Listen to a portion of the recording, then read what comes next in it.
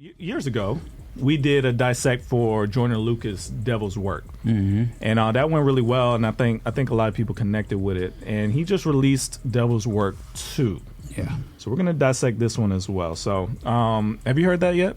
I've heard snippets. Let me break down everything he talked about in this song. All right. So he starts off basically saying this one is gonna be, instead of like trading soul for soul, I just want you to rewind the moment so it never happened. That's basically the concept of this one, right? So we talked about the Will Smith slap, talked about Pop Smoke, talked about Kobe Bryant and his daughter, Britney Griner, PnBRock. He also kind of mentioned like what he would want his fans to do if he got killed like PnBRock. He mentioned Megan Thee Stallion and Tory Lanez. Talked about DMX. Talked about Takeoff being his favorite Migo. Talked about Tommy Lister, Tekashi versus how Tekashi handled his situation versus how Bobby Shmurda handled. And this is when he takes a break and he says, "Forgive me for cursing God." Yeah. But then he calls Candace Owens a B, and talks about how mad he was about what she said about George Floyd. Talked about Kanye and he wished you could bring Donda West back because he feels like that's when everything went downhill for Kanye, which agree. Then he went on like a list of a bunch of people. He mentioned Biz Markie, Young Dolph, King Von, Drake Yo the Ruler, Black Rob, Trouble, Virgil, Shock G, Pat Stay, DJ K Slave, Fred the Godson, Lil TJ. Lil TJ didn't die, but he had a scare. And then he talked about Chadwick Boseman.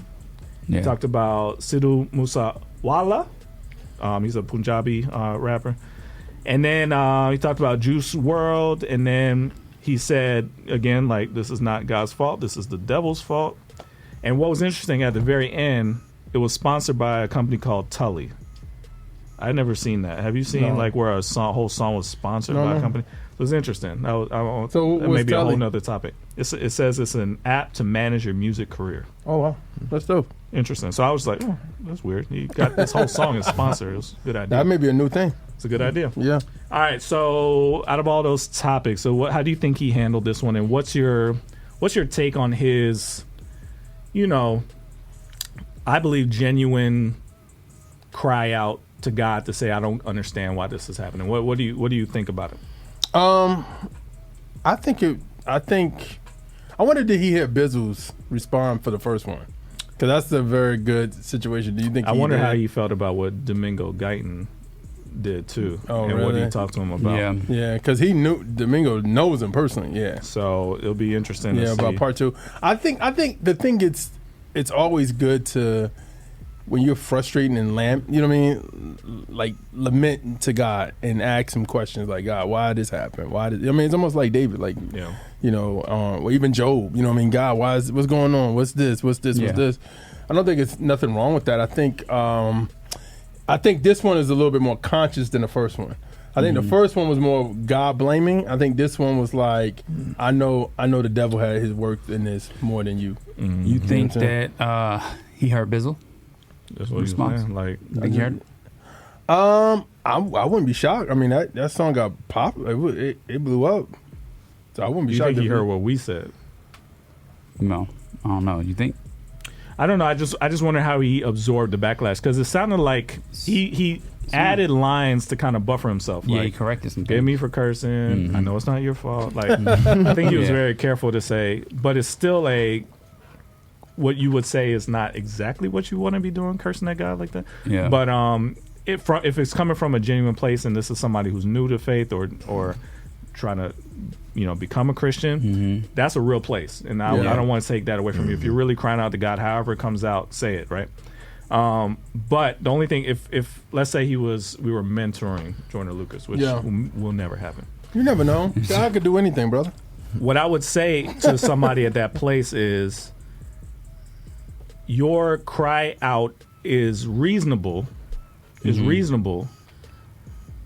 but all of those things God allowed. Yep. He was not out of control. Nothing happens without his control. Like, the devil can't one up God, right? He's ultimately in control of all of it. Yeah. And to me, I know a big thing that helps me with things like this is, why God, why does this happen? Why does that happen? And even times like recently, we were talking before the show, like when things are like, what? I did a whole song about it. It's Job. Yeah. It's the same situation where you're like, oh, why did you let this happen to this dude? And there's no clear answer. Yeah. But the ultimate answer is listen to what God says to Job. Just go back and listen. And the answer kind of is, I'm God. It's none of your business. Yeah. That's really kind of the answer. And it's unfortunate because it makes people angry, but it's like, dude, I'm God. You don't even know what you don't even understand what I'm doing here. Yeah. You have absolutely no clue how complex this is and what my actual goals are. And you see this as me taking this person from you. I'm seeing it as I'm saving them. I'm rescuing them back to me. It's better to be with me than still there. Like, so you complaining about people being taken, like they're mine. They're mine. I was lending them to you. You know what I'm saying? Yeah. So it's the whole perspective of, like, every time I've had this thought and looked at the Bible, from Paul to Job to wherever, it's, I am God, you are not. I appreciate the question. Just as long as you don't cross the line of blaming me for something, and basically the whole thing in Job was his friends were like, man, just curse God and die, bro. Like, like just give it up. Your wife hates you. Like, just curse him and die, man. And he was like, no. I didn't do nothing wrong, but I still love God. He wishes he was never born, but he never crossed that line to say, God, like, screw you, I'm done. Yeah. And God rewarded him for that ultimately, because he was using him as an example of all this stuff can happen and he'll still love me. He'll still trust me. He'll still this. His only beef with him was, you got out of your skis and you started kind of sounding like you matter in this situation more than you really do. You have no idea what I'm doing. And just, walking them through, like, do you know this? Do you know how this works? Do you know how this happens? Do you know where the rain comes from? Do you know? And it was just like it's a good check to say, wow, if I even think I have a chance at arguing with God, I do not. He allows me to argue with him. But I really don't have a case here. You know? It's like when a judge is like listening to somebody complain that is already sentenced to death. I'll let you kind of talk, but this is settled. Like, you're done. So I think it's just a level of respect that you learn as you grow. It's like, God, I don't get it, but I trust you. I trust you. I don't get it. I wish it was different, but I trust you. Facts. And that's where I think that's where you're supposed to come to. Yeah, facts. And I think that too, man. And I just feel like I think you look at stuff. I think Joyner is a smart dude, and I feel like he's been like that socially conscious type of person for hip hop for like recently, I would say. And what I mean by that is, like, he had a song with Cole where he was talking about like doing a woman wrong, and then J. Cole responded to him like, yeah, you did her wrong. That's why she doing the stuff she's doing now. He's thoughtful. Like, he's thought provoking. So even from the I'm Not a Racist, you remember that song? That So he's always have those thoughts, and I think knowing the people, some of the people that we know that he knows as well, is something to be like, wow, God, like, he's reachable, and very very close to be reachable.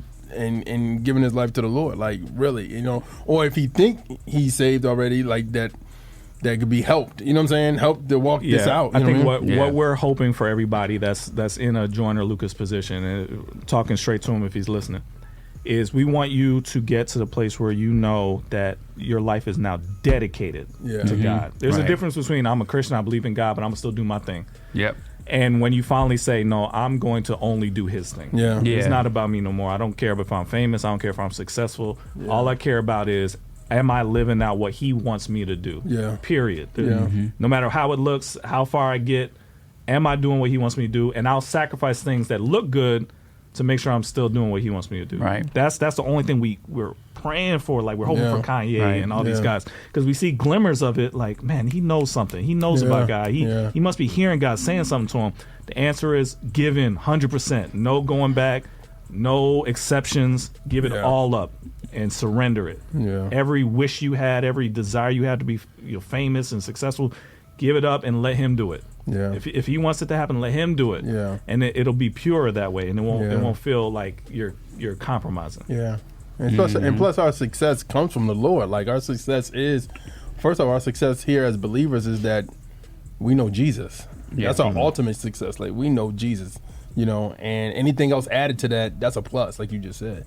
It's not the cake, you know. So, but I think that's one of the things that we got to pray for the industry and pray for people in it that are really seeker sensitive and really seeking about God, like what's going on, why is this, and be ready to help that harvest, because sometimes I don't think we're ready for that harvest. You know what I mean? Yeah, man. Hopefully that helps, man. Dig into the song. I mean, I think he did a great job highlighting things. I don't 100% agree with all the things he said, but most of it was it's understandable because it gives you like a glimpse of history.